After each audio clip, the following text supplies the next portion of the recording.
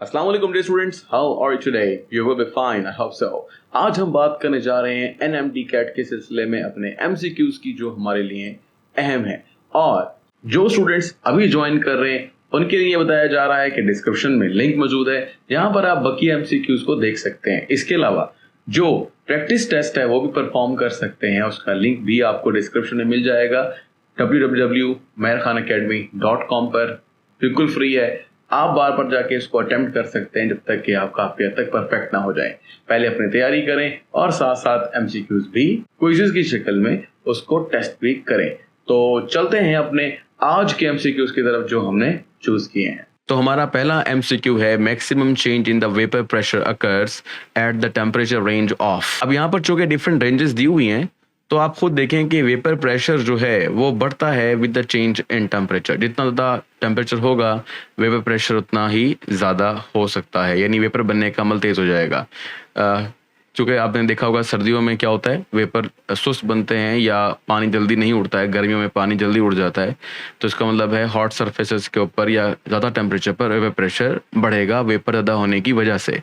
तो सबसे बड़ी रेंज हमें नज़र आ रही है 90 to 100, तो यही आंसर हमारे पास दुरुस्त है। चलते हैं नेक्स्ट क्वेश्चन पर।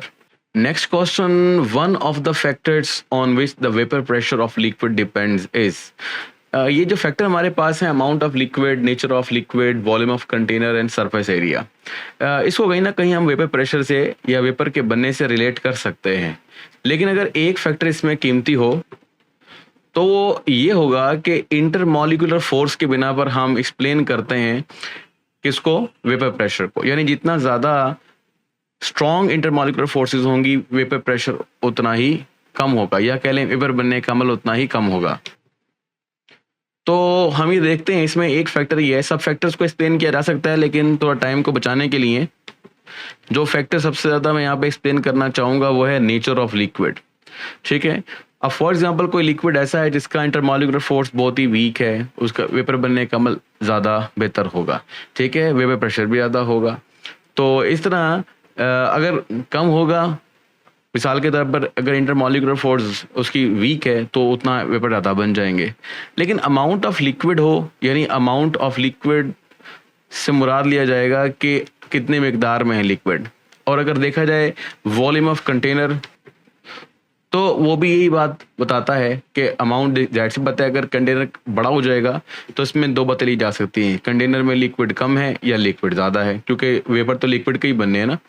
और नेक्स्ट जो है सरफेस एरिया, यानी लिक्विड फॉर एग्जांपल एक बड़े से कंटेनर में पड़ा है, एक प्लेट नुमा जगह पड़ा है, तो जाहिर सी बात है उसके वेपर उसी वजह से ज़्यादा बनेंगे अगर उसकी इंटरमॉलिक्यूलर फोर्स वीक होगी।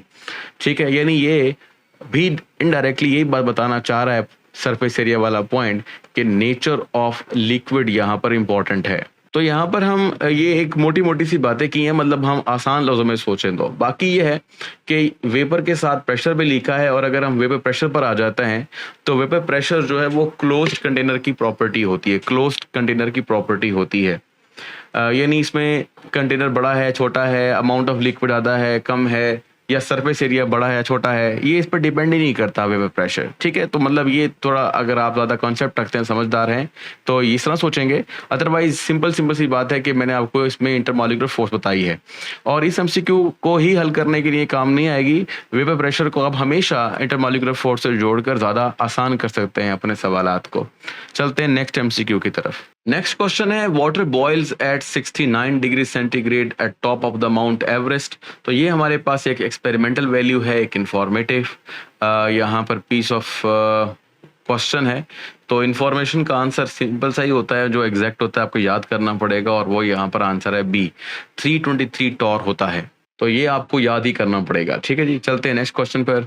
नेक्स्ट क्वेश्चन है, evaporation is inversely related to. ठीक है, मैं अभी बताकर आया हूँ आपको पीछे वाले एमसीक्यू में, इवेपोरेशन, वेपर प्रेशर या वेपर का बनना आप डायरेक्टली जोड़ सकते हैं इंटरमॉलिक्यूलर फोर्सेस से। ठीक है, वो भी दिमाग में रखें, और यहाँ पे भी हम ऑप्शंस देखते हैं। पहला ऑप्शन है London dispersion forces. London dispersion forces में अगर हम देखते हैं तो भाई जाहिर सी बात है, अगर इंटरमॉलिक्यूलर फोर्सेस क्या होंगी या लंदन डिस्पर्शन फोर्सेस क्या होंगी, वीक होंगी, तो इवेपोरेशन उतनी ही ज़्यादा होगी। ठीक है, ये बात सही लगती है, लेकिन सारे ऑप्शन पढ़कर फिर आंसर फाइनल किया करें। तो नंबर नेक्स्ट है टेम्परेचर। टेम्परेचर के बढ़ने से इवेपोरेशन बढ़ती है, डायरेक्ट प्रोपोर्शनैलिटी है। सरफेस एरिया के बढ़ने से इवेपोरेशन बढ़ती है, डायरेक्ट प्रोपोर्शनैलिटी है। बी सी सेम आंसर है, तो जी आंसर है ए। नेक्स्ट क्वेश्चन पे चलते हैं। इवेपोरेशन इज नॉट, पहले देखो इवेपोरेशन है क्या, यानी in terms of heat. In terms of heat तो क्या होगा जी, देखें तो इवेपोरेशन में होता ही है कि फॉर एग्जांपल ये आपके पास एक लिक्विड पड़ा हुआ है, ठीक है, और ये लिक्विड उड़ रहा है। ये तभी उड़ पाएगा जब एक्चुअली आप उसे क्या करेंगे, हीट करेंगे, या बाहर से उसे हीट मिल जाएगी, धूप मिलेगी, ठीक है, ओवन में पड़ा होगा। तो ये जी हीट लेकर होता है। तो ये प्रोसेस क्या हुआ जी, एंडोथर्मिक। अब क्वेश्चन पूछा गया है कि इवेपोरेशन इज नॉट, तो भाई एंडोथर्मिक तो नहीं है, पहला आंसर तो गलत हो गया, ठीक है, क्योंकि एंडोथर्मिक तो हमने यहाँ पर माइनस कर दिया, क्योंकि इवेपोरेशन इज अगर होता तो ये आवश्यक ठीक होता। अच्छा, इसका उलट जो आंसर है एक्सोथर्मिक, उसके सही होने के चांसेस खुद ब खुद बढ़ गए। अच्छा, आगे चलते हैं। स्पॉन्टेनियस खुद ब खुद होता है। हाँ जी, देखें आप नहीं करवा रहे हैं, हरारत आप अगर नहीं भी देते मिसाल के तौर पर, तो हरारत वैसे भी एनवायरनमेंट से मिल जाती है। और evaporation takes place at all temperatures, it means that this process is spontaneous. अगली बात है कूलिंग, तो आपको एक फिक्रा याद होगा, इवेपोरेशन कॉजेज कूलिंग। ठीक है, तो ये सब कुछ पॉसिबल होता है। ठीक है, यानी कौन कौन सा, एंडोथर्मिक है और स्पॉन्टेनियस है, कूलिंग इसमें होती है, लेकिन क्या नहीं होता, तो वो एक ही अमल रह गया, दैट इज कॉल्ड एक्सोथर्मिक, जो एंडोथर्मिक का उलट भी है। चलते हैं नेक्स्ट क्वेश्चन पर। क्वेश्चन है जी molar heat of vaporisation of water, तो ये भी आपको याद करनी पड़ेगी, और वो है जी 40.6 किलो जूल पर मोल। ठीक है, ये भी एक इंफॉर्मेशन है, इसको जहन में रखें कि molar heat of vaporisation of water is 40.6 kilo joule पर मोल। नेक्स्ट क्वेश्चन कहता है correct order of boiling point of group 5 A5 hydride, यानी हमारे पास डिफरेंट हाइड्राइड्स दिए हुए हैं, और इन हाइड्राइड्स की डिफरेंट क्या है जी, यहाँ पर अरेंजमेंट है या कह लें तरतीब है, और उस तरतीब में सबसे सही कौन सी है। तो मैं इसके लिए आपको एक छोटा सा ग्राफ दिखाता हूँ। हाँ जी, इस ग्राफ को स्टडी करते हैं। इसमें मुख्तलिफ हाइड्राइड्स हैं, लेकिन हम अपने हाइड्राइड्स की तरफ चलते हैं, यानी ग्रुप A5 के पास। तो A5 जो है ना, वो अमोनिया वाला, यानी ये वाला जी। ठीक है, तो आपने इस वाली लाइन को जरा जो येलो कलर में है देखना है। ठीक है ना, ये थोड़ा येलो कलर में वो देखेंगे। तो इसमें करना ये है कि अगर आप गौर से देखें तो सबसे येलो में नीचे आ रहा है ये pH3।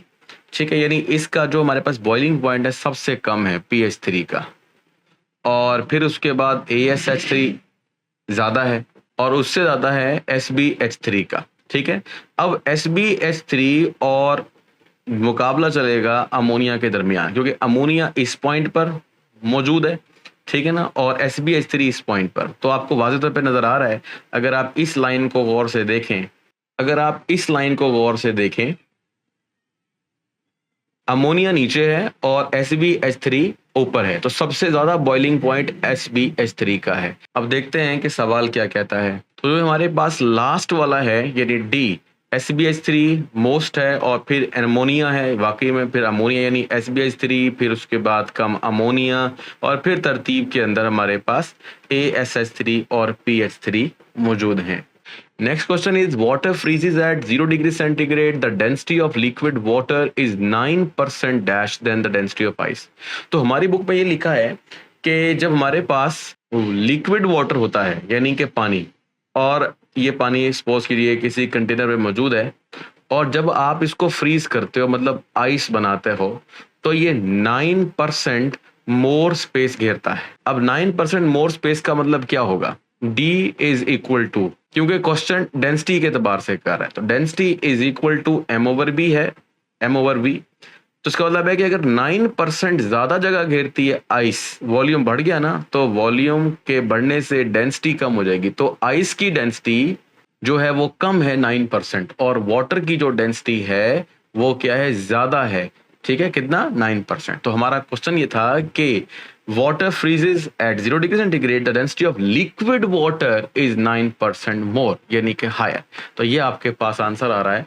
ठीक है जी, आसान सा। नेक्स्ट क्वेश्चन की तरफ चलते हैं। अगर हम बात करते हैं among the following hydrides which one has a lowest boiling point, तो सबसे कम बॉइलिंग पॉइंट किसका है? इसका एक्चुअली ट्रेंड ऐसा होता है कि ग्रुप 5, 6 और 7 ग्रुप के जो एलिमेंट के टॉप पर होते हैं वो एलिमेंट हाइड्रोजन बॉन्डिंग शो करते हैं, यानी नाइट्रोजन, ऑक्सीजन, फ्लोरीन।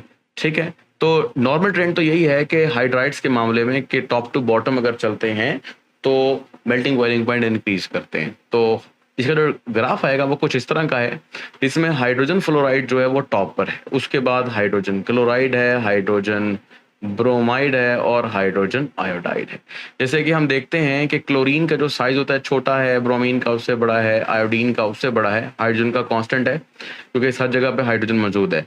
तो एक्चुअली हो ये रहा है कि जैसे जैसे साइज बढ़ता है वैसे इंटरमॉलिक्यूलर फोर्सेस स्ट्रॉन्गर हो जाती है due to the large polarity. तो ये तो ट्रेंड बिल्कुल नॉर्मल ट्रेंड है, लेकिन HF जो है वो कुछ ऊपर चला गया है। तो होना ही चाहिए था नॉर्मल ट्रेंड के मुताबिक HF को नीचे होना चाहिए था, लेकिन हाइड्रोजन बॉन्डिंग की वजह से वो स्ट्रॉन्गर हाइड्रोजन बॉन्डिंग शो करते हुए इंटरमॉलिक्यूलर फोर्सेस स्ट्रॉन्ग कर लेता है और बॉइलिंग पॉइंट उस पर काफी बढ़ जाता है। तो ट्रिक तो कोई इतना मुश्किल नहीं है इसको करने का, मतलब नॉर्मल में ये जवाब आना चाहिए, लेकिन इससे बढ़कर जवाब ये आना चाहिए। एक दफा हम इसको अपने ग्राफ में भी देख लेते हैं कंपैरेटिवली, ताकि आपको ये बात समझ में आ जाए। तो यहाँ पर देखेंगे कि ये आपके पास क्या है जी, HF है और ये H2 है और ये अमोनिया है। ठीक है, एक तो इनका भी एक अलग से क्वेश्चन बनता है, लेकिन फिलहाल हम बात कर रहे हैं इस ग्रुप की। तो HF का जो बॉइलिंग पॉइंट है वो काफी ज्यादा है as compare to the HCl। ठीक है, बाकी जैसे मैंने कहा कि HCl के बाद HBr और HI ये नॉर्मल ट्रेंड में रहेंगे, इनके अंदर कोई ज़्यादा बड़ा डिफरेंस नहीं है हाइड्रोजन बॉन्डिंग का, जैसे इंक्रीज करते हैं नॉर्मली इंक्रीज कर रहे हैं, लेकिन HF जो है वो काफ़ी स्ट्रांग हो गया। पर क्वेश्चन हमारा ये था कि सबसे लोएस्ट बॉइलिंग पॉइंट किसका है, तो यकीनन उसका जवाब होगा HCl, जो कि हमारे पास यहाँ पर C ऑप्शन है। चलते हैं अपने नेक्स्ट क्वेश्चन की तरफ। नेक्स्ट क्वेश्चन कहता है जी, hydrogen bonding is not present in one of the following mixture. अच्छा, ये हमने पढ़े हुए हैं डिफरेंट जगहों पर, एथेनॉल एंड वाटर मॉलिक्यूल इसके आप देखें ड्रॉ करें, और क्लोरोफॉर्म, एसीटोन, ठीक है, कार्बोक्सिलिक एसिड एंड वाटर, इन सब के अंदर हाइड्रोजन बॉन्डिंग मौजूद है। लेकिन जो आपके पास हाइड्रोकार्बन एंड वाटर है, अच्छा इसमें क्या आ रहा है कि जो हाइड्रोकार्बन है इसमें हाइड्रोजन और कार्बन बॉन्ड होता है। ठीक है, हाइड्रोजन का होना जरूरी है हाइड्रोजन बॉन्डिंग के लिए, लेकिन ये बात भी बहुत जरूरी है कि कार्बन और हाइड्रोजन के दरमियान एक इलेक्ट्रोनेगेटिविटी डिफरेंस होना चाहिए, अच्छा, जिसकी वजह से हाइड्रोजन पर काफी पार्शियल पॉजिटिव चार्ज आ रहा है। ठीक है, as compare to normal hydrogen bond, यानी as compare to dipole dipole forces. ठीक है, यानी इसका मतलब ये है कि ये जरूरी है ऐसा हो, लेकिन हाइड्रोजन और कार्बन की इलेक्ट्रोनेगेटिविटी कुछ ज्यादा नहीं है, जिसकी वजह से ये bond almost non polar consider किया जाता है। तो ये हाइड्रोकार्बन नॉन पोलर होने की वजह से ज्यादा पोलैरिटी नहीं रखेगा, जबकि वाटर बेशक पोलर जरूर है और हाइड्रोजन बॉन्डिंग शो करता है, कार्बोक्सिलिक एसिड के साथ भी करता है, ठीक है, एथेनॉल के साथ भी करता है, ऐसे ऊपर नजर आ रहा है, लेकिन एथेनॉल और कार्बोक्सिलिक एसिड में काफी हद तक पोलैरिटी पैदा हो जाती है हाइड्रोजन के ऊपर, तो हाइड्रोकार्बन में नहीं होती due to the less electronegativity difference. तो इसलिए ये ऑप्शन हमारे पास आ रहा है कि इसमें हाइड्रोजन बॉन्डिंग पैदा नहीं होती, तो आंसर ये ही है डी। चलते हैं अपने नेक्स्ट क्वेश्चन की तरफ। Next MCQ is that which one shows highest boiling point. तो यहाँ पर हमारे पास डिफरेंट हाइड्रोकार्बन की चेन्स हैं और कुछ ब्रांच्ड कंपाउंड्स या ब्रांच्ड चेन्स के साथ भी हैं।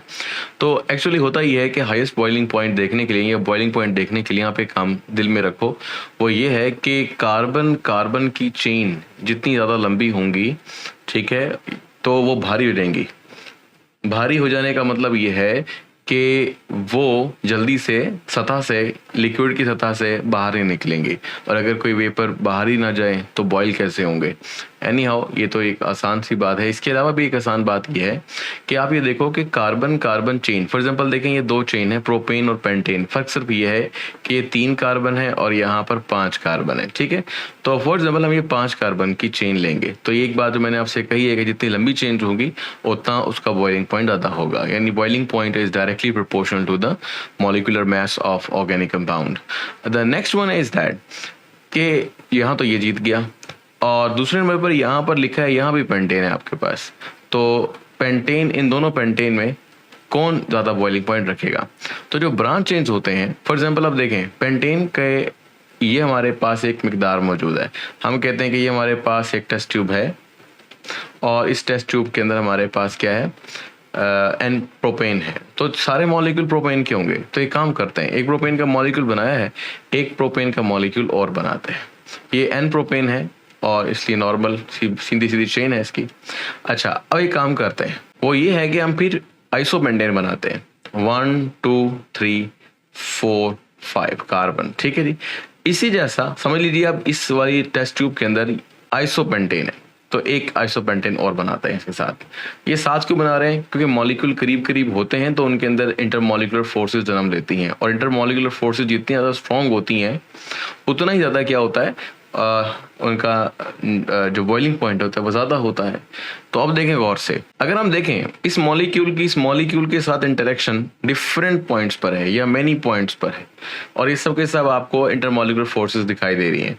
लेकिन अगर हम इस मॉलिक्यूल को देखें, अब इस मॉलिक्यूल में चूंकि ब्रांच्ड हैं, तो होगा क्या कि पहले मॉलिक्यूल का दूसरे मॉलिक्यूल के साथ जो इंटरेक्शन होगा वो बहुत ही कम बेसिस पर होगा, ठीक है। तो इस अंदाज में आप सोचेंगे तो सिर्फ यहाँ पर एक ऐसा पॉइंट है जो कि स्ट्रॉन्गर इंटरमॉलिक्यूलर फोर्स को शो कर रहा है, जबकि यही ज्यादा पॉइंट्स हैं किसके अंदर, स्ट्रेट चेन में। तो ये वाली बात आपको समझ में आ गई कि स्ट्रेट चेन हाइड्रोकार्बन्स होते हैं, उनका बॉइलिंग पॉइंट क्या होता है, ज्यादा, as compare to those which have branched chain structure, ठीक है जी। तो अब आपको दो बात समझ में आ गई, एक ये कि जो मॉलिक्यूल बड़ा होगा उसका बॉइलिंग पॉइंट ज्यादा होगा, नंबर 1, एंड नंबर 2, जो ज्यादा पॉइंट ऑफ कांटेक्ट रखेगा, जिसमें ज्यादा फोर्स ऑफ अट्रैक्शन बनने के चांसेस हैं, उस मॉलिक्यूल का भी बॉइलिंग पॉइंट ज्यादा होगा as compare to those which has lesser interaction points, ठीक है जी। तो ये था आपके पास 26। अब चलते हैं नेक्स्ट एमसीक्यू की तरफ। वो लाइन काट देंगे और लिखेंगे। तो हमारा करेक्ट आंसर क्या हुआ जी, ये हुआ जी बी, एन पेंटेन, यानी पेंटेन 5 कार्बन है, नंबर 1, यहाँ भी 5 कार्बन है, ठीक है, सी के अंदर, लेकिन ये स्ट्रेट चेन स्ट्रक्चर है, that's why the answer B, मतलब n pentane is correct answer, which has more interaction points and as well as has highest boiling point in the given compounds. Okay, next move to the next question. Question is the force of attraction present between water and hydrogen. तो वो force of attraction आपने बतानी है।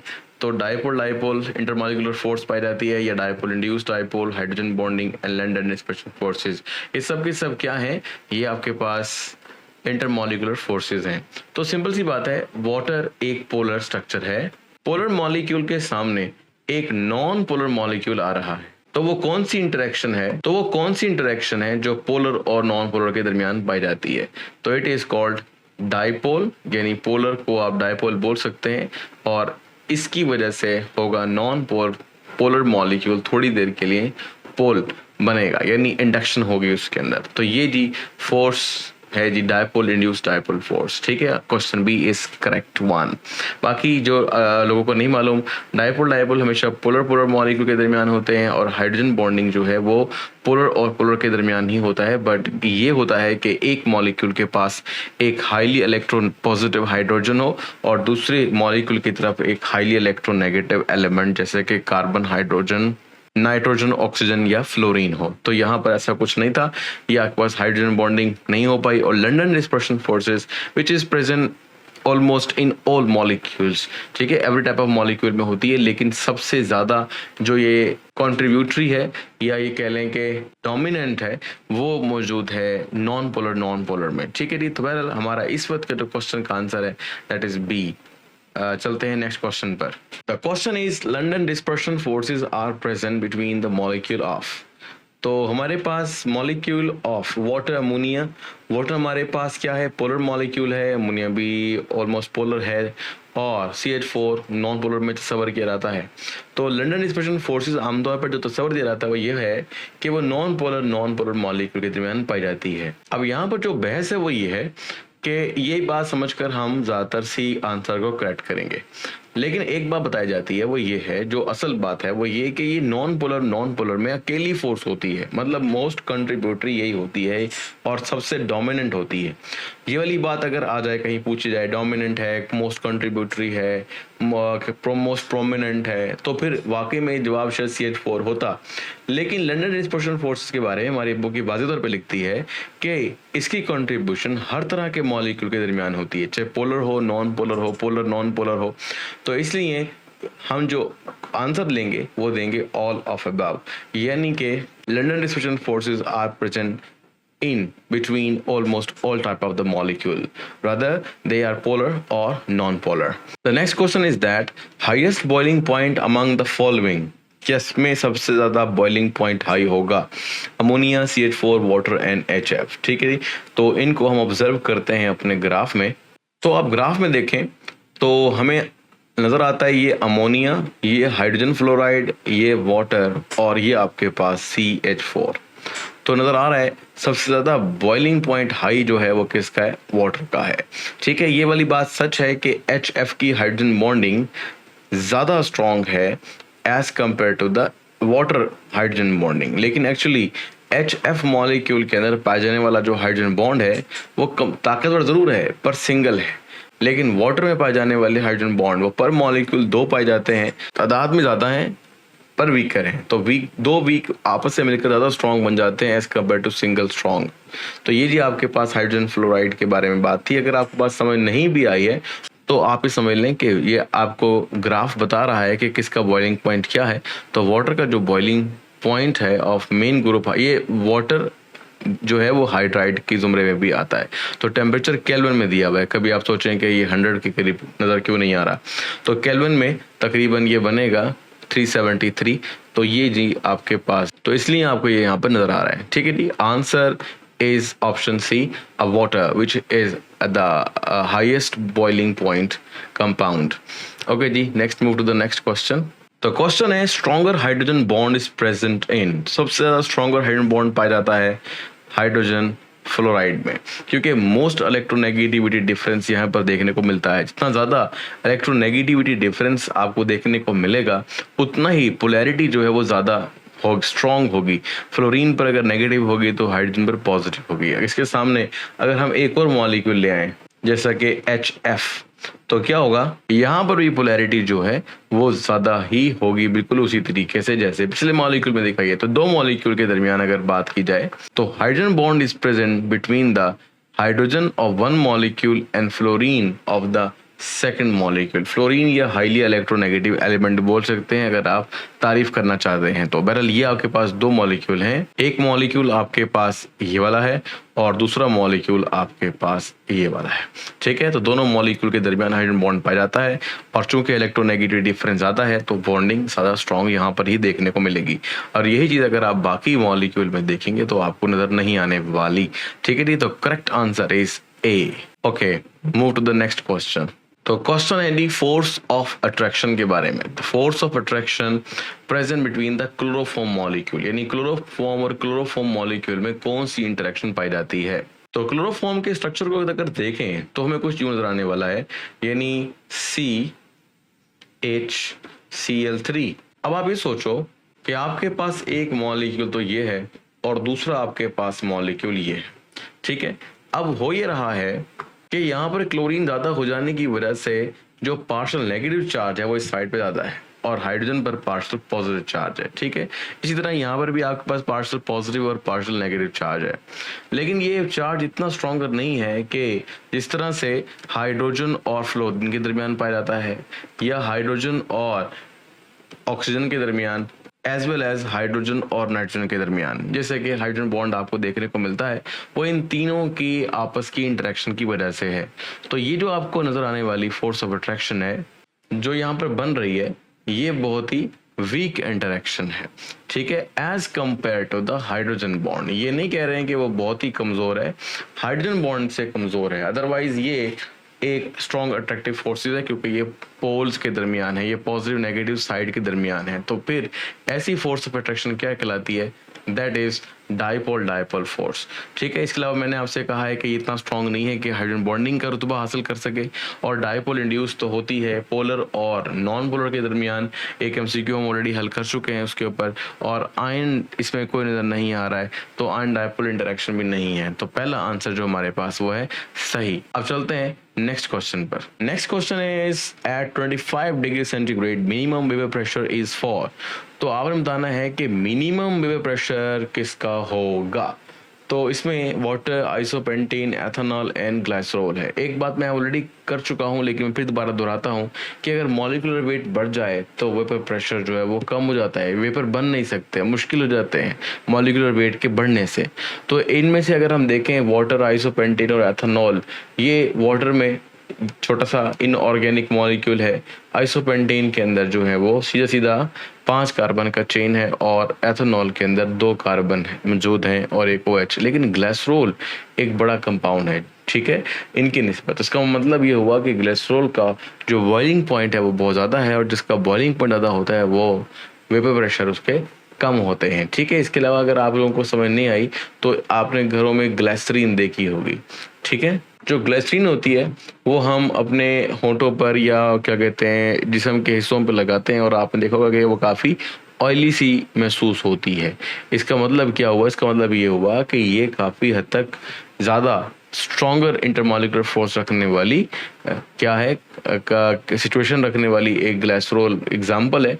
और ये example यहाँ पर correct साबित होती है क्योंकि ये बहुत कम वेपर बनाएगी तो इसके जो वेपर प्रेशर होगा वो भी मिनिमम होगा। चलते हैं नेक्स्ट क्वेश्चन पर। Next question is temperature at which molecular motion of the gas molecule cease, यानी वो कौन सा टेम्परेचर है जिसके ऊपर गैस की मॉलिक्यूलर मोशन सीज हो जाती है।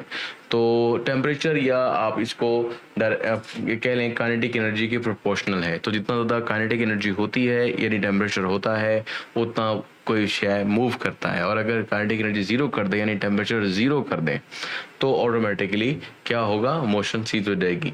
तो ज़ीरो किस में करना होता है? केल्विन में, जो कि -273.16 डिग्री सेंटीग्रेड के इक्विवेलेंट है, ठीक है जी। तो हमें ये देखना है कि इनमें से 0 केल्विन कौन है। तो देखो 0 केल्विन तो ये नहीं है, इसलिए आंसर गलत हो गया। 0 केल्विन ये हमें नज़र नहीं आ रहा, पता नहीं कैसा है, लेकिन ये 0 डिग्री सेंटीग्रेड है और 0 डिग्री सेंटीग्रेड का मतलब ये होता है 273 केल्विन। तो इसका मतलब है कि ये भी 0 केल्विन नहीं है। 0 केल्विन हो या ये सेल्सियस में हो, जैसे मैंने आपसे कहा है तो ये तो सेल्सियस 0 में है। तो आपको सिर्फ एक स्टेटमेंट याद करनी पड़ी, इस स्टेटमेंट से आपने आंसर खुद ही निकाल लिया। जाहिर सी बात है 2 ऑप्शन तो है नहीं, तीसरा तो खुद ही नहीं हो सकता, एक ही आखिरी रह गया, दैट इज बी, ठीक है। एक तो तरीकाकार ये है, ये आप क्विकली कर सकते हैं, इसमें कोई मसला नहीं है। लेकिन जो इसके साथ इम्पॉर्टेंट चीज़ है वो ये है कि अगर आप फार्मूला लगाना चाहते हैं तो फार्मूला भी लगा सकते हैं। जैसे मिसाल के तौर पर आप लगा सकते हैं सेल्सियस में आपको निकालना है, ठीक है, और 5/9 ये आप फ़ारेनहाइट में आपको दिया हुआ है और फिर -32। अब इसमें क्या हो रहा है? इसमें आपने काम करना है, जब आप फ़ारेनहाइट की वैल्यू लगाएंगे यानी इस फ़ारेनहाइट की वैल्यू आप यहाँ पुट करेंगे तो आप आंसर निकाल पाएंगे। लेकिन ट्रिकी है ये थोड़ा सा। पहले आपको क्या करना पड़ेगा? फ़ारेनहाइट में से 32 माइनस कर लीजिएगा और फिर जब आंसर आए तो वो 5/9 या 5 से मल्टीप्लाई करके 9 पे डिवाइड कर दें, तब आपके पास आंसर करेक्ट आएगा। लेकिन अगर आपने पहले इस हिस्से को हल किया यानी फ़ारेनहाइट को मल्टीप्लाई कर लिया और डिवाइड कर लिया और आखिर में 32 माइनस किया तो आपके पास आंसर नहीं आएगा सही। तो ये थोड़ा सा ट्रिक है। अदरवाइज आप इसे गैस मेथड से भी, यानी 2-3 ऑप्शन आपने गलत साबित कर लिए हैं तो चौथी खुद ब खुद ठीक ही होगी। चलते हैं नेक्स्ट क्वेश्चन की तरफ। नेक्स्ट क्वेश्चन ये है कि करेक्ट ऑर्डर बताओ दी स्ट्रेंथ का। तो सबसे ज़्यादा स्ट्रॉन्गर फोर्स ऑफ अट्रैक्शन कहाँ पाई जाती है? मैं डायरेक्टली चल रहा हूँ उसकी तरफ। तो मैं इसमें आपको डायरेक्टली बता देता हूँ कि सबसे ज़्यादा स्ट्रॉन्ग फोर्स ऑफ अट्रैक्शन जो है वो हाइड्रोजन बॉन्डिंग यहाँ पर आपको देखने को मिलेगी। तो हाइड्रोजन बॉन्डिंग, फिर उसके बाद डायपोल डायपोल। असल में हाइड्रोजन बॉन्डिंग डायपोल डायपोल ही होती है, लेकिन अगर डायपोल डायपोल फोर्स ज़्यादा स्ट्रॉन्ग हो जाए तो हाइड्रोजन बॉन्डिंग कहलाती है। फिर नेक्स्ट में डायपोल, इंड्यूस्ड डायपोल और लास्ट में लंडन डिस्पर्शन फोर्सेस सबसे वीक होती है। तो आंसर जो है वो हमारे पास सी है, करेक्ट आंसर इज सी। ठीक है जी, चलते हैं नेक्स्ट MCQ की तरफ। Question is vapour pressure of diethyl ether, यानी ये आपके पास C2H5O C2H5। तो नेक्स्ट हमारा क्वेश्चन है kinetic energy of the gas molecule for 1 mole of a gas is proportion. अच्छा, सिंपल सी बात है कि काइनेटिक एनर्जी जो है वो किसके प्रोपोर्शनल है? तो प्रोपोर्शनल टू एब्सोल्यूट टेम्परेचर, यानी काइनेटिक एनर्जी, इसको आपकी किताब ने कुछ यूं लिखा, E k is directly proportional to the T। जो कि केल्विन में लिया जाता है, ठीक है, उसको कहते हैं एब्सोल्यूट टेम्परेचर। तो ये बात सही आ रही है, प्रोपोर्शनल टू एब्सोल्यूट टेम्परेचर। लेकिन आगे पढ़ लें इंडिपेंडेंट ऑफ टेम्परेचर, ये तो बात वो गलत हो जाएगी क्योंकि टेम्परेचर पर डिपेंड कर रहे हैं, तभी हम ए को दुरुस्त करार दे रहे हैं। प्रोपोर्शनल टू प्रेशर, प्रेशर के बढ़ाने से एनर्जी पे इतना फर्क नहीं पड़ता है, क्योंकि टेम्परेचर अगर कम होगा तो फिर काइनेटिक एनर्जी कम ही होगी, क्योंकि एक्सप्रेशन ये बता रहा है इंडिपेंडेंट ऑफ प्रेशर। तो प्रेशर को तो यहाँ माइनस कर दीजिए और ये बी ऑप्शन भी, तो आखिर में रह गया ए, तो A is a correct answer. The next question is, question कहता है maximum density of gas is for, तो मैक्सिमम डेंसिटी किसके बराबर होगी? तो डेंसिटी का सिंपल फार्मूला है मैस ओवर वॉल्यूम, ठीक है जी। और एक फार्मूला हमने और ही पढ़ा है, d is equal to p m, ये एम बड़ा है, ठीक है जी, ये एम बड़ा है, ठीक है, और नीचे is equal to r t. ये दो एक्सप्रेशन हमारी बुक पे मौजूद हैं। अब एक बात याद रहे कि ये जो आपके पास m है it is simple mass in grams, ठीक है, और ये जो आपके पास मैस है इट इज मोलर मैस या मॉलिक्यूलर मैस, कुछ भी कह लें। तो यहाँ पर जो आपको नजर आ रहा है यहाँ पे मैस नहीं दिया गया, लेकिन एक बात जरूर है कि आप यहाँ पे मोलर मैस निकाल सकते हैं। वही पुरानी बात जो मैं आपसे कहता आता हूँ कि जो गैस भारी होती है वो आसानी से नहीं तब्दील होती किसके अंदर, वेपर के अंदर। तो यहाँ पर सवाल ये पैदा होता है कि सबसे बड़ा मैस किसका है, मैस तो दिया हुआ नहीं है, तो फिर मोलर मैस किसका है ये आप निकाल सकते हो, ठीक है। जैसे हीलियम का आपको 4 नजर आता है, तो नियॉन का तकरीबन 20-21 के करीब होता है। कार्बन डाइऑक्साइड जो है ना वो 44, ये आपको मैं निकाल के देता हूँ कि कार्बन जो है वो 12 और ऑक्सीजन जो है वो 16 टू 32, तो ये मिलाकर हो गया 44 ग्राम पर मोल। तो ये आपके पास क्या है, ये आपके पास इसका मोलर मैस है। और नाइट्रोजन का है वो और भी कम है, तकरीबन कितना 28, तो सबसे बढ़कर कितना हुआ 44, which is of carbon dioxide. तो यही होगा जी हमारे पास correct answer, it is C. चलते हैं नेक्स्ट क्वेश्चन की तरफ।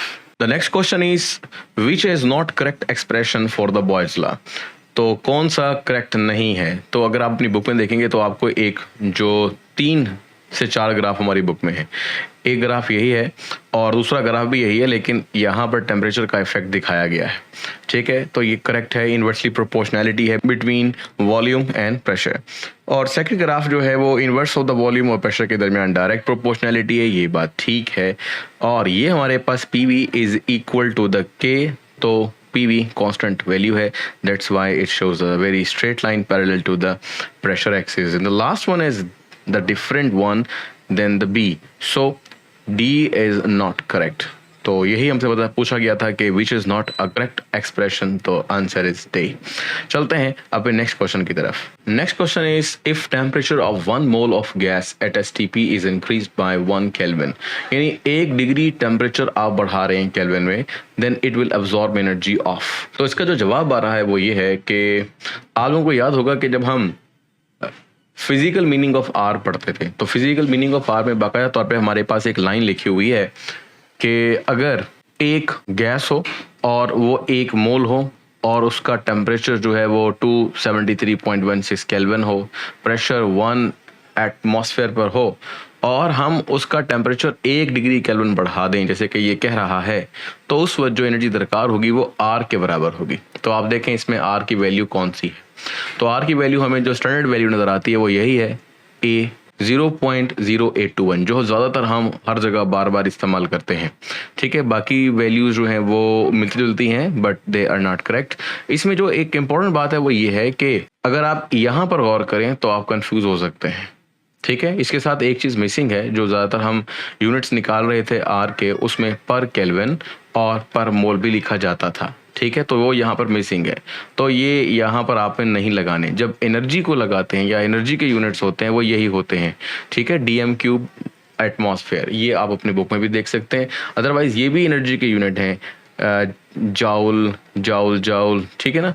तो ये चीज़ आपने मतलब यहाँ देखनी है, करेक्ट नहीं है। और ये हमारे पास थोड़ा सा कन्फ्यूजन थी जो दूर कर ली गई है। ये जस्ट एक आर की वैल्यू है और हमारी बुक में है फिजिकल मीनिंग ऑफ आर और उसमें बाकायदा तौर पर ये लाइन लिखी जा चुकी है। चलते हैं नेक्स्ट क्वेश्चन की तरफ। Next question is the density of a gas M, यानी एक गैस है और वो M है, विल बी हाईएस्ट एट, यानी डेंसिटी कब ज़्यादा होगी। तो डेंसिटी का सिंपल सा फार्मूला ये है, D is equal to M over v. ठीक है, m से मुराद मास भी लिया जा सकता है और मोलर मास भी लिया जा सकता है। The different formula is, you may already know, d is equal to m और pm ओवर आर डी। ठीक है, तो इसके अंदर ये मोलर मास भी डेंसिटी के डायरेक्टली प्रोपोर्शनल होता है। एनी हाउ हमसे पूछा ये गया है कि डेंसिटी कब हाईएस्ट होगी, एट एसटीपी, और कुछ टेम्परेचर और कुछ प्रेशर दिए गए हैं। तो अगर आप देख लें तो प्रेशर और डेंसिटी के दरमियान अगर रिलेशनशिप, तो यहाँ पर आपको नजर आ रहा है इस जगह पर, तो that is d is directly proportional to p। तो प्रेशर जितना ज्यादा होगा डेंसिटी उतनी ही ज्यादा होगी। और अगर आप डेंसिटी और टेम्परेचर के दरमियान रिलेशनशिप देखना चाहते हैं तो इन्वर्स रिलेशनशिप है।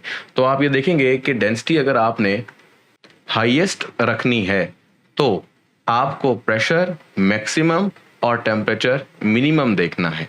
तो देखेंगे यहाँ पर ऐसा कुछ है, तो नज़र आ रहा है कि ये जो 2 एटमॉस्फेयर 1 एटमॉस्फेयर 2, तो 2 मैक्सिमम प्रेशर है यहाँ पर जितना भी दिया गया है। और अब दूसरी चीज़ टेम्परेचर सबसे कम यहाँ पर है, यानी डी ऑप्शन में। तो डी ऑप्शन में temperature minimum, pressure maximum, and both these conditions meet as the density is proportional to these factors, and this indicate that the option D is correct। चलते हैं अपने नेक्स्ट MCQ की तरफ। आगे चलने से पहले अगर कोई ऑप्शन ए के बारे में बात करना चाहता है तो ऑप्शन ए क्यों इनकरेक्ट है? जिसमें प्रेशर है वो 1 एटमॉस्फेयर है, यानी ये कंडीशन आ रही है, और जो टेम्परेचर है वो 0 डिग्री सेंटीग्रेड है या 273 केल्विन आप कह लीजिए, तो 0 डिग्री सेंटीग्रेड है, यानी ये वाला, यानी टेम्परेचर तो वहाँ पर मिनिमम पड़ेगा, यानी ऑप्शन ए में, लेकिन प्रेशर जो है वो मैक्सिमम नहीं होगा। तो इसलिए ऑप्शन डी है वो ज़्यादा रिलायबल है। वरना आप एसटीपीबी को भी कभी नज़रअंदाज ना करें, उसको भी गौर से देखा करें कि वहाँ कंडीशन क्या है, तो कभी ऐसा ना हो कि वो ज़्यादा बेहतर कंडीशन आ रही हो। ठीक है जी, अब चलते हैं नेक्स्ट MCQ की तरफ। तो जो नेक्स्ट क्वेश्चन है, units of gas constant r at STP. Units of gas constant r at STP, तो आर के यूनिट्स सिंपली लिखने हैं, वो ये हैं जी 0.821 होता है, लेकिन आगे जो है वो मोहतात होकर देख लीजिए, बस एक ही जगह पे दिया हुआ 0.821, तो यहाँ पर सही होने के चांसेस बन रहे हैं। एटमॉस्फेयर ठीक है, DM³ ठीक है, पर मोल पर केल्विन ठीक है। Option b is correct one.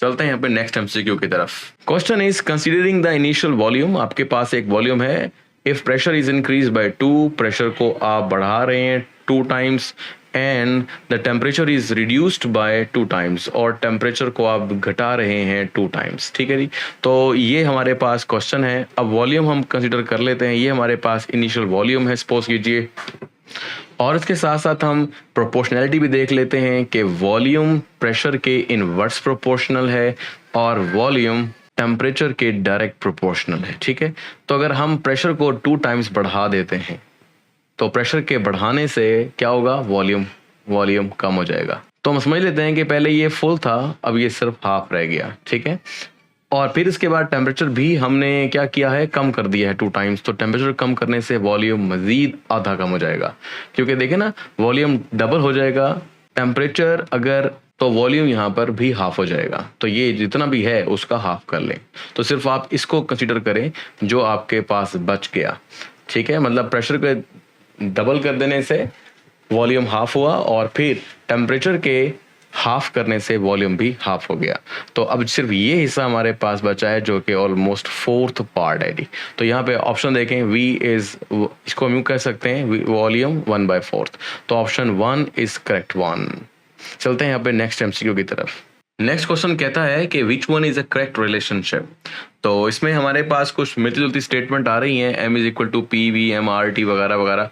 ठीक है, तो इसका एक रिलेशनशिप मेरे दिमाग में आ रहा है, वो यही है जो डेंसिटी से रिलेटेड था, D is equal to PM over RT। तो अब देखें कि इससे क्लोज रिलेशनशिप कौन सा है। तो अगर हम सपोज कीजिए यहाँ पर देखते हैं कि कैपिटल M आ रहा है, तो कैपिटल M क्या बराबर है इसके, यानी DRT ओवर P आना चाहिए, ये वाला ऑप्शन गलत हो जाएगा, और स्मॉल m यहाँ पे मौजूद ही नहीं है, फिलहाल उसको छोड़ दें, और लास्ट ऑप्शन में D is equal to RT M over P, जबकि ऐसा नहीं है। तो ये 2 ऑप्शन तो यहाँ पे गलत साबित हुए। अब इन दोनों के दरमियान बहस करेंगे, और इन दोनों में स्मॉल m है, तो इस वाले फॉर्मूला को या कह लें एक्सप्रेशन की रिवर्स इंजीनियरिंग करनी है। पहले आप ये सोचें कि ये आया कैसे था, मैं थोड़ा सा आपको डिराइव करके दिखा देता हूँ कि जनरल गैस इक्वेशन थी PV is equal to nRT। जो n की वैल्यू थी वो था, for example it's a mole, तो तो mass over molar mass, ठीक है, ये स्मॉल m है और ये आपके पास कैपिटल M है, ये n की वैल्यू है ओवर r, ठीक है ना। बाकी RT और PV सारा वैसे वैसे लिखें। अब देखें m किसके इक्वल आता है, तो यहाँ पर m is equal to PV और m ऊपर चला जाएगा और RT नीचे आ जाएगा। क्या ऐसा रिलेशनशिप है कोई, m is equal to PVM over RT? तो ये आपको पहला रिलेशनशिप यहाँ पर मिल रहा है, जबकि थर्ड रिलेशनशिप m के इक्वल ऐसे नहीं है जैसा कि बुक में लिखा गया या RD ओवर MPV लिखा गया। तो ये डी ऑप्शन 1 इज करेक्ट। चलते हैं अपने नेक्स्ट MCQ की तरफ। नेक्स्ट क्वेश्चन है gases show non ideal behaviour eight. तो हमारी बुक में जो ज्यादातर एक्सप्लेन हुआ है वो है आइडियल बिहेवियर, तो नॉन आइडियल इसका उलट होगा।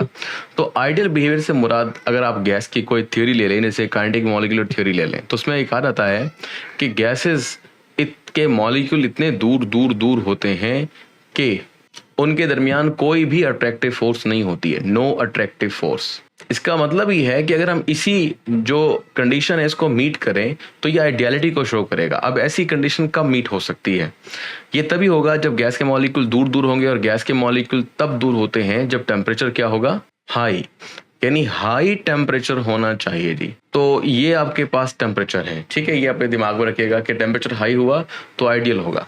इसी तरीके से क्योंकि हम यहाँ पे टेम्परेचर का जिक्र और प्रेशर का जिक्र कर रहे हैं, और अब आते हैं प्रेशर की तरफ। तो प्रेशर कैसा होगा, अगर हमने प्रेशर हाई रखा तो मॉलिक्यूल करीब करीब आ जाएंगे और अट्रैक्टिव फोर्सेस बनने लगेंगी, जिसका मतलब है प्रेशर आपने क्या रखना है, लो। अब ये कंडीशन तो है आइडियलिटी को शो करती हुई, लेकिन हमसे पूछा गया है कि नॉन आइडियल क्या है। तो टेम्परेचर लो, कहाँ है भाई टेम्परेचर लो, टेम्परेचर लो एक ये रहा, और प्रेशर हाई, प्रेशर हाई। तो ऑप्शन बी जो है वो इसका रिवर्सल है, और यहाँ पे कहा जा सकता है कि आइडियल की बजाय नॉन आइडियल बिहेवियर तब होगा जब प्रेशर हाई कर दिया जाएगा, यानी गैस के मॉलिक्यूल करीब करीब आ जाएंगे, ठीक है जी, और टेम्परेचर लो कर दिया जाएगा। इससे उनकी काइनेटिक एनर्जी कम हो जाएगी और वो करीब करीब रहेंगे, और इस तरह जितना वो करीब रहेंगे तो उनके दरमियान में अट्रैक्टिव फोर्सेस बनने लगेंगी, और यही होता है नॉन आइडियल कंडीशन में। तो ये था ये आंसर। चलते हैं अपने नेक्स्ट MCQ की तरफ। Next question is lattice energy is maximum for. Lattice energy जो होती है वो डिपेंड करती है चार्ज टू साइज रेशियो पर, जिसको हम चार्ज डेंसिटी भी बोल देते हैं। तो लिख देते हैं चार्ज टू साइज रेशियो। अब आते हैं अपनी ऑप्शंस के ऊपर। तो आप यहाँ पर देखेंगे कि क्लोरीन जो है, आप यहाँ पर देखेंगे जो क्लोरीन है उसका साइज तो हर जगह पे बराबर होगा, ठीक है जी। तो साइज जो डिपेंड करेगा, और चार्ज देखें सोडियम, लिथियम, पोटेशियम, सीजियम एक ही ग्रुप के हैं, तो इस पर चार्ज +1 होगा और क्लोरीन पे -1 होगा। तो आप ये देखें कि सब सिंपल सी बात ये है कि जो चार्ज है वो सब दोनों तरफ इक्वल है, चाहे वो पॉजिटिव आयन और नेगेटिव आयन हो, और जो साइज है वो एक नेगेटिव आयन का तो इक्वल रखा गया है। पॉजिटिव आयन में देखो सबसे छोटा जो साइज होगा वो होगा लिथियम का, लिथियम के बाद सोडियम का, सोडियम के बाद पोटेशियम का, और आखिर में सीजियम का। तो सबसे छोटा जो हमारे पास साइज आ रहा है वो आ रहा है क्या, लिथियम का। तो साइज जो है जितना छोटा होता चला जाएगा तो लैटिस एनर्जी उतनी ही ज्यादा हो जाएगी, क्योंकि चार्ज ओवर साइज रेशो जो है वो लैटिस एनर्जी जो है उसके प्रोपोर्शनल है। तो साइज छोटा कहाँ पर आ रहा है, ऑप्शन बी के अंदर। तो साइज छोटा और चार्ज टू साइज रेशो बड़ी, जिसकी वजह से लैटिस एनर्जी ज़्यादा। इसके अलावा आप यहाँ पर चार्ज टू साइज रेशो के अलावा एक और फैक्टर है जिसका नाम है रेडियस रेशो, इसका जिक्र भी कर सकते हैं। तो जो रेडियस रेशो है वो भी एक्सप्लेन कर सकती है लैटिस एनर्जी को। फिलहाल ऊपर वाली एक्सप्लेनेशन काफ़ी है और ये बेहतर है इस वक्त। चलते हैं अपने नेक्स्ट MCQ की तरफ। नेक्स्ट क्वेश्चन है D, the container contains gas at 1 atmospheric pressure. तो उसका जो प्रेशर है वो 1 atm है, 1 atm है जी, ठीक है, और compress to 1/3 of its initial volume. तो आप यहाँ पर एक कंटेनर ले लें, ये हमारे पास एक कंटेनर है, और एक वक्त के लिए सोच लें कि इसके ऊपर एक प्रेशर लगा हुआ है। ये रहा जी वो प्रेशर जो कि 1 एटमॉस्फेयर है, और इस पर जो उसका वॉल्यूम है वो आपके पास कितना है, उसने कहा चलो वॉल्यूम आप भी ले लें, कुछ भी ले लें। अब वो कहता है compress to 1/3 of its initial volume. अब आप उसको 1/3 तक वॉल्यूम को कम कर देंगे। तो करके देखते हैं। ये आपके पास समझ लीजिए ये हाफ हो गया और ये इसका 1/3 हो गया। तो कहता है प्रेशर कितना अप्लाई किया होगा। तो प्रेशर जाहिर सी बात है, आप देखें 2 गुना और 3 गुना प्रेशर अप्लाई किया होगा। अगर आपको ये बात समझ में नहीं आई है तो आप यूँ सोच लीजिए कि वॉल्यूम और प्रेशर के दरमियान इनवर्स रिलेशनशिप है। अगर आपने 1/3 ऑफ इनिशियल वॉल्यूम कर दिया है, यानी वॉल्यूम को 3 टाइम्स कम कर दिया है, तो इसका मतलब ये होगा, अगर इसको सिंप्लीफाई करें तो प्रेशर को अपने 3 टाइम्स बढ़ा दिया है। ठीक है, 3 टाइम्स आपने उसको बढ़ा दिया है। तो यही बात यहाँ पर आपको नजर आ रही है, वॉल्यूम जितना कम होता रहेगा प्रेशर उतना बढ़ता चला जाएगा। तो अगर वॉल्यूम 1/3 कम हो जाएगा तो प्रेशर भी 3 टाइम्स बढ़ जाएगा। ये था जी आपके पास सिंपल सा आंसर। चलते हैं अपने नेक्स्ट क्वेश्चन की तरफ। हमारे पास जो नेक्स्ट क्वेश्चन है वो ये है, व्हाट इज नॉट ट्रू। ठीक है जी, not true about the gases. They are highly compressible, ये बात तो बिल्कुल सही है। They have only vibrational motion. देखो मॉलिक्यूल होते हैं दूर दूर, सॉलिड के मॉलिक्यूल बहुत करीब और सिर्फ वाइब्रेट कर सकते हैं, ये मूव भी कर सकते हैं, ये रोटेट भी कर सकते हैं। ठीक है, ये ट्रू एंड फ्रू भी जा सकते हैं, यानी वाइब्रेशनल, ट्रांसलेशनल और रोटेशनल सारी मोशंस रखते हैं। जबकि ये कह रहा है they have only vibrational motion, इसका मतलब है ये ही आंसर करेक्ट लगता है। Sudden expansion of the gases causes cooling, ये बात ठीक है गैसेस के लिए, और the exact pressure on the wall of the vessel, ये बात भी ठीक है। तो बी ऑप्शन इज इनकरेक्ट, और यही उसने पूछा था कि इनकरेक्ट कौन सी है, तो व्हाट इज नॉट ट्रू, तो B is a correct answer. चलते हैं अब नेक्स्ट क्वेश्चन की तरफ। Next question is which of the following is a property of molecular solid. Molecular solid की प्रॉपर्टीज कौन सी हैं, ठीक है, ये उसने पूछा है। और आपको मॉलिक्यूलर सॉलिड के बारे में पता होगा, तो मॉलिक्यूलर सॉलिड की एग्जांपल जो है ना वो आप आयोडीन रख लो। ठीक है, आयोडीन को आपने चैप्टर नंबर 2 में फर्स्ट ईयर में पढ़ा था कि ये एक ऐसा कंपाउंड है जिसकी आप सब्लिमेशन कर सकते हो, विच directly evaporates without changing into liquid. तो देखते हैं कौन सी चीज़ यहाँ पूछ की जाती है। तो उसने कहा हार्डनेस एंड रिजिडिटी, ये बहुत हार्ड होते हैं, नहीं मॉलिक्यूलर सॉलिड बहुत हार्ड नहीं होते, आयनिक सॉलिड ज़्यादा हार्ड होते हैं। हाई मेल्टिंग पॉइंट्स, चलें देखते हैं कंपैरिजन किससे होता है। वोलेटाइल नेचर, ये काफ़ी हद तक करीब आ रही है बात। और गुड कंडक्टर्स ऑफ इलेक्ट्रिसिटी, नहीं कंडक्टर नहीं होते ये। तो इसका मतलब ये हुआ कि ये बात सही है कि जब कंपैरिजन में बात होती है तो आप मेल्टिंग पॉइंट या रिजिडिटी को एक्सप्रेस कर सकते हो, बट यहाँ पर एक बहुत ही कीन प्रॉपर्टी आ रही है, that is called volatile nature. ठीक है, तो ये यहाँ पर सही आंसर तस्वर होगा। चलते हैं यहाँ पे नेक्स्ट क्वेश्चन की तरफ। Next question is in sodium chloride structure ion at the corner of the cubic unit cell contributes the unit cell which many how much part. तो 1/6, 1/2, 1/4, 1/8। इस सवाल का बहुत खूबसूरत जवाब मैंने अपनी एक वीडियो में दिया हुआ है, मैं आपको वो भी दिखा देता हूँ और लिंक भी दे देता हूँ। अगर आपको इस सोडियम क्लोराइड के स्ट्रक्चर के बारे में जानना है तो काफ़ी अच्छा नॉलेज वहाँ मौजूद है। तो कॉर्नर कैसा होता है इसको मैं दिखाना चाहूँगा। तो ये आपके पास थंबनेल होगा कि आप देख सकते हैं। ठीक है, सिर्फ सर्च कर सकते हैं sodium chloride structure Umair Khan academy, तो आपको ये वीडियो मिल जाएगा। इस वीडियो में मैंने कुछ दिखाया कुछ ऐसे है, एक्चुअली ये ऐसे नहीं होती बल्कि वाकई में सोडियम क्लोराइड के आयंस भी क्लोजली पैक्ड या करीब करीब इस तरह से नजर आने वाले होते हैं। अब ये आपके पास एक रियलिस्टिक व्यू है, रिपीटिंग यूनिट को ही हम यूनिट सेल बोल सकते हैं। तो हम ये कहना चाह रहे हैं कि सोडियम क्लोराइड का फार्मूला NaCl क्यों है, हालांकि यहाँ तो बहुत सारे Na और बहुत सारे Cl नजर आ रहे हैं, लेकिन हम पहले इसको क्या करते हैं, काट देते हैं। अब देखिए आप, ये जो आपके पास नया स्ट्रक्चर है इसमें एटम्स कट चुके हैं। अब आप यूं सोचें कि इस यूनिट सेल में क्लोरीन जो ऊपर 4 सेगमेंट्स हैं वो कुल 1/8 पार्ट है हर कोई, तो 4 ऊपर से और 4 नीचे से मिलकर बना रहे हैं एक क्लोरीन का एटम मुकम्मल।